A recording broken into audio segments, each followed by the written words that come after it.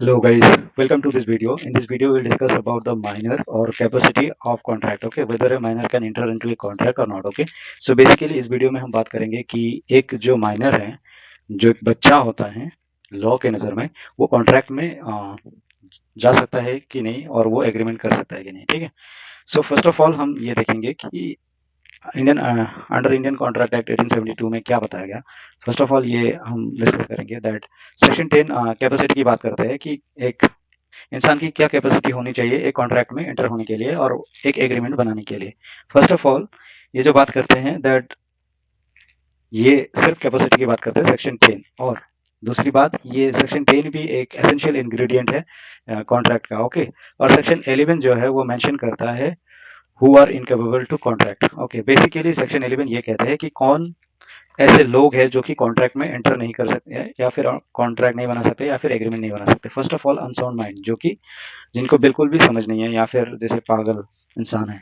और minor, minor कौन होता है इसके बारे में हम स्पेसिफिकली मैं इस वीडियो में बताऊंगा ताकि आपको दोबारा कोई इसके रिलेटेड कोई भी कंफ्यूजन ना रहे. ठीक है. और person disqualified from contracting by law. Okay. और ऐसे इंसान जिसको लॉ के द्वारा कॉन्ट्रैक्ट में एंट्री करने के लिए डिस्क्वालीफाई कर दिया गया. ठीक है.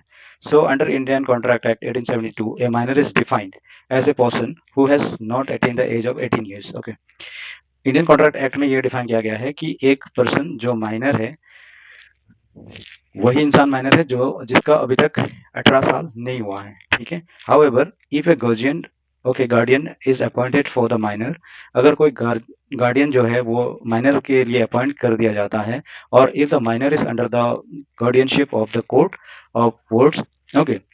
और अगर उस माइनर को कोर्ट के गार्डियनशिप में रखा गया है, the age of majority extend to 21 years. ये बात बहुत इंपॉर्टेंट है, ध्यान रखना. तो नॉर्मली हम देखते हैं दैट 18 ईयर्स हो गया आपका मेजोरिटी टाइम. ओके. जो कि मेच्योरिटी या फिर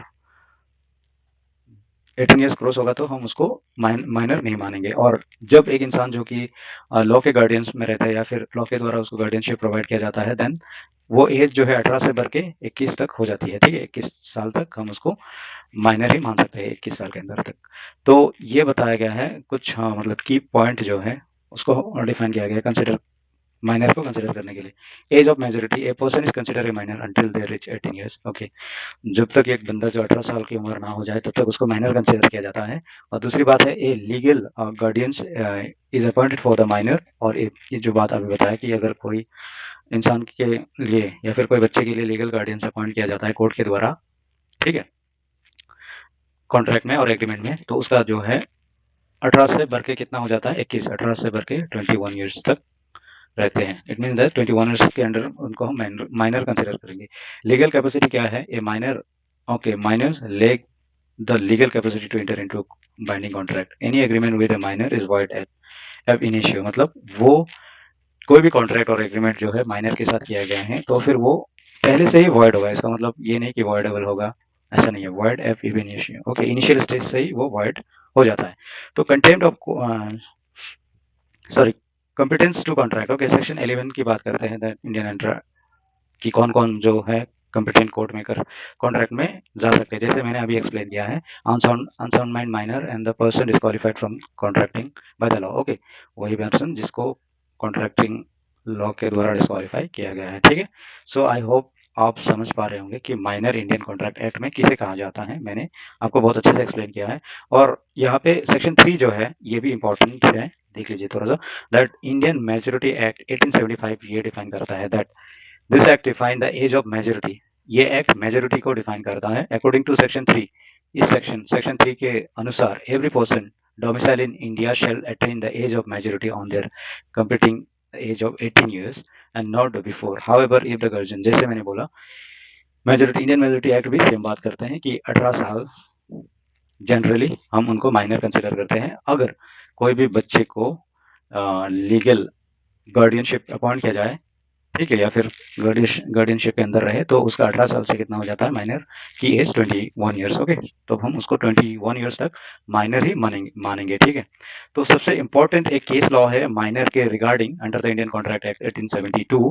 तो इस केस लॉ को हम अगर देखेंगे तो पूरा कॉन्सेप्ट जो है वो क्लियर हो जाएगा कि, और ये बात भी हो कि माइनर की क्या क्या चीजें हैं जो कॉन्ट्रैक्ट में माइनर के लिए वैलिड नहीं है, या फिर माइनर जो है कॉन्ट्रैक्ट में एंटर नहीं कर सकता या फिर एग्रीमेंट नहीं बना सकता। So this case is important, very important. आप लोग इसको एग्जाम में भी लिख सकते हो, कोई दिक्कत की बात नहीं है, क्योंकि मेंशन करना बहुत इंपॉर्टेंट होता है। और ये केस लॉ बहुत इंपॉर्टेंट है माइनर के लिए under Indian Contract Act 1872। Okay, so in this case a minor, जो माइनर है Dharmodas Ghose, okay, mortgage is property, okay, इसका प्रॉपर्टी जो है वो मॉर्गेज दे देता है टू ए मनी लेंडर, एक जो पैसा उधार देते हैं उनको, उनकी प्रॉपर्टी जो धर्मदास घोष है उनकी प्रॉपर्टी को मॉर्गेज दे देता है। एंड मोहरी बीबी, ओके, मनी लेंडर जो था वो मोहरी बीबी था। The previously council held, previously council जो है उन्होंने ये बताया that mortgage was void because Dharmodas was minor. Mortgage जो था वो वॉइड था, इसका रीजन था कि धर्मदास जो था वो माइनर था at the time of the agreement. जब एग्रीमेंट बना रहा था तब धर्मदास जो था वो माइनर था। इट मीन्स दैट 18 ईयर्स से कम उम्र का था, ठीक है। और अगर उसको लीगल गार्जियनशिप के अंदर है तो 21 ईयर्स से कम ईयर्स की थी, ठीक है। So and therefore he lack the legal capacity to contract, उसके पास उतना कैपेसिटी नहीं था कॉन्ट्रैक्ट में घुसने के लिए, या फिर लीगल कैपेसिटी नहीं था। This case establish the principal that contract with in a minor is void एब इनिशियो। जो मैंने बोला कि ये जो केस लॉ है ये बताता है कि अगर आप माइनर के साथ कोई भी कॉन्ट्रैक्ट करते हैं तो वो वर्ड एब इनिशियो हो जाता है, मतलब इनिशियल स्टेज से ही वो वर्ड हो जाता है, ठीक है। उसके ऊपर और कोई बातें नहीं होती बेसिकली। तो इस केस से जुड़े हुए कुछ इंपॉर्टेंट जो पॉइंट है मैं वो आपको बताना चाहता हूँ, ताकि आप माइनर के रिलेटेड कोई भी मतलब सवाल आए तो आप उसका जवाब दे सकते हैं। तो पहले तो एक नंबर हो जाता है कॉन्ट्रैक्ट माइनर के साथ, अगर कोई एग्रीमेंट कर रहा है या फिर कॉन्ट्रैक्ट कर रहा है, वो तो जैसे प्रीवियस काउंसिल ने बता दिया कि वो वर्ड एब इनिशियो हो जाता है, ठीक है, क्योंकि माइनर के पास उतना कॉन्सेप्ट नहीं होता, लीगल नॉलेज नहीं होता, तो वो कॉन्ट्रैक्ट में घुसेगा या फिर एग्रीमेंट करेगा। तो ऐसा नहीं होता है कि वो उसका फ्री कॉन्सेंट हो या जो भी है, तो इसीलिए इसको वर्ड एब इनिशियो कर दिया जाता है। And number 2, restitution not required. Restitution का मतलब क्या है कि the court also held that since the contract was void, क्योंकि कॉन्ट्रैक्ट जो है वो void ही था, the question of restitution did not arise. Okay, जो क्वेश्चन रेस्टिट्यूशन का जो सवाल है वो यहाँ पे राइज ही नहीं उठता ही नहीं। धर्मदास घोष जो है was not required to repay the loan, okay, amount, क्योंकि धर्मदास घोष जो है मोहरी बीबी को जो लोन अमाउंट मॉर्गेज के थ्रू लिया था उसको रिपे करने की जरूरत ही नहीं है, ठीक है। Provide any compensation to Brahmo Dutt, okay. तो बेसिकली यही बताया गया है कि रेस्टिट्यूशन का मतलब है कि अगर आप किसी के साथ कोई कॉन्ट्रैक्ट करते हैं या फिर अगर वो कॉन्ट्रैक्ट वॉइड हो जाता है then you should repay the amount, okay, आपको पैसा वापस करना होता है या फिर कंपनसेशन जो भी नुकसान हुआ है उसको भरपाई करना होता है। लेकिन यहाँ पे ऑलरेडी जो है धर्मदास घोष वो रिक्वायर्ड नहीं है रेस्टिट्यूशन करने के लिए, बिकॉज वो माइनर था, इसीलिए उनको जरूरत नहीं था, मतलब कोर्ट ने बोल दिया कि उनको जरूरी नहीं है कि वो मॉर्गेजर या फिर मॉर्गेजर को पेमेंट करे, ठीक है, पैसा वापस करे, ओके।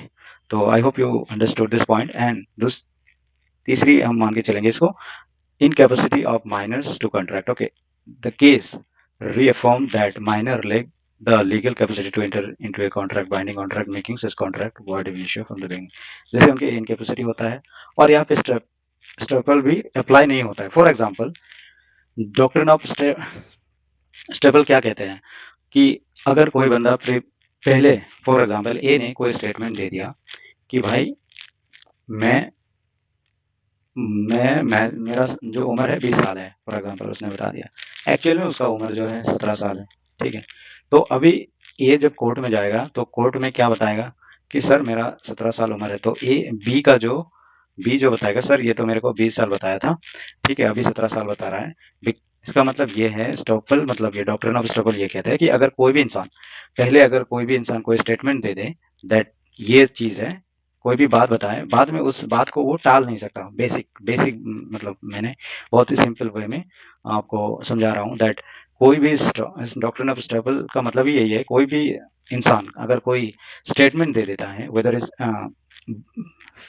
ट्रू और फॉल्स, बट आफ्टर उसको इस स्टेटमेंट को बदल नहीं सकता। फॉर एग्जाम्पल अगर एक डॉक्टर है जो कि वो डॉक्टर डिग्री नहीं लिया, ठीक है, लेकिन लोगों को बताता है डॉक्टर है, तो बाद में जब कोर्ट में केस चलेगा उसके नाम पे, तो वो ये नहीं बोल सकता कि सर मैं डॉक्टर नहीं हूँ, क्योंकि उसने तो लोगों को बता रखा है, ठीक है, कि मैं डॉक्टर हूँ, इसके लिए वो लायबल होगा। तो कोई भी फैक्ट या फिर स्टेटमेंट वो पहले अगर कोई बंदा बोल दे तो उसको बाद में डिनाई नहीं कर सकता। ओके, तो डॉक्ट्रिन ऑफ स्टेबल ये कहते हैं। लेकिन in case of minor, okay, in case of minor contract यहाँ पे डॉक्ट्रिन ऑफ स्टेबल अप्लाई नहीं होगा। फॉर एग्जांपल, एक जो बच्चा है, सपोज ए जो है वो 20 साल बता के, उसका उम्र है 17 साल, उसने 20 साल बता के बी से जो है लोन ले लिया, ठीक है। अभी बी तो कोर्ट में बताएगा कि सर ये तो मेरे को 20 साल बताया था, अभी पता चल रहा है इसका उम्र 17 साल है, ठीक है। तो ये चीज इसके ऊपर, इसके लिए जो माइनर है वो लायबल नहीं होगा, बिकॉज वो माइनर है, ठीक है।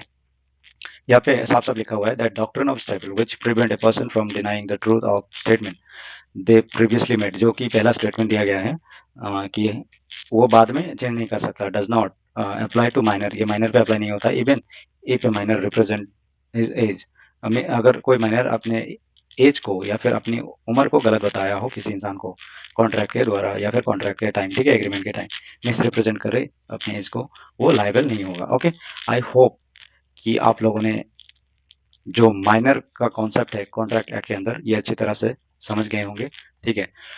तो सबसे इंपॉर्टेंट चीज़ है ये देख लेना आप लोग कि रेस्टिट्यूशन जो है वो रिक्वायर्ड नहीं है। इट मीन्स दैट कंपनसेशन देना नहीं होता है माइनर को। तो आई होप आप ये पूरा कॉन्सेप्ट जो है ये समझ गए होंगे। तो थैंक यू सो मच। चलिए मिलते हैं अगली वीडियो में। Okay, bye.